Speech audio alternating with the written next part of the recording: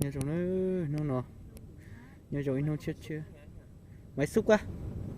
Em không biết được, em không phải ở đây, em ở trên vào đằng kia cơ. Ờ, nó tôi còn nó bỏ trên tránh này nó nữa,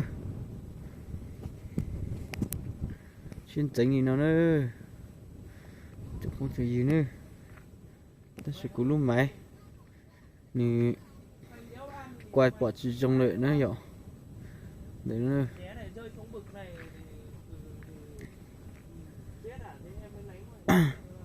Nó trên chỉ ton đã nó tôi đâu biết nó nữa, chỉ tôi sợ nó nên mà đó thâu sợ nó lo chạy nữa nữa. Đến chơi thì khóa cứ này bỏ đủ luôn nữa mà nhìn tránh kia này nữa.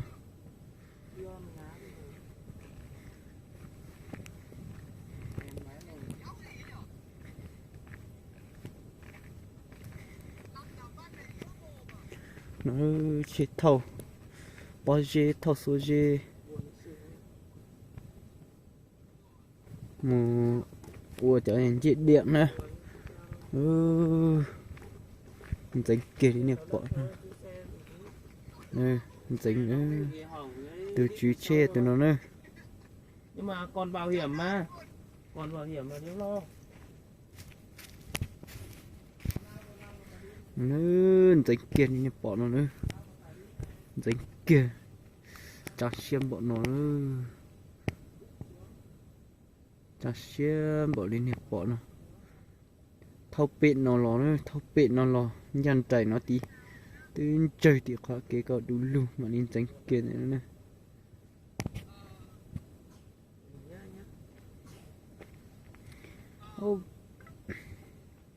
Nhưng là bây giờ khó nhỉ, máy xúc ở trên này chắc không có chứ.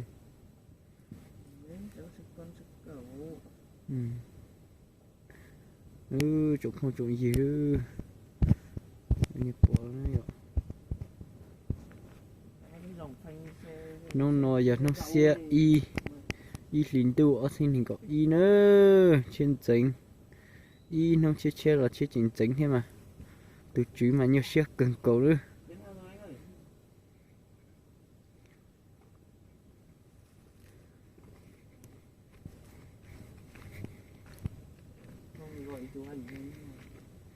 Nơi luôn bệt chê rồi nó này.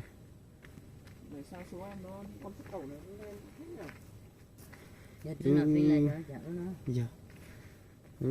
Tính kia này bọn nó này tịch tài nữa tin nào tính nhé tịch tài nữa nó trên nó cột trên mấy trên lo thế chỉnh tính thế mà nhục cỡ nữa.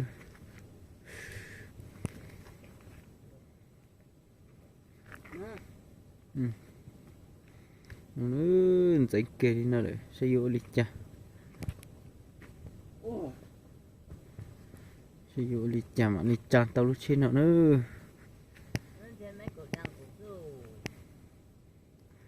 cũng một bể mong lò chỉ có cho nó bỏ nữa tính kia đi nào để ô trong này mà nhiều xe hành này thực chứ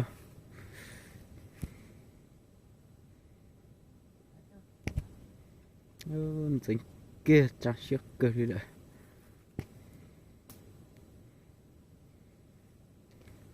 Rồi nữa chỗ không chịu gì ạ, ít tiền nó sẽ lấy cha lên chả nữa.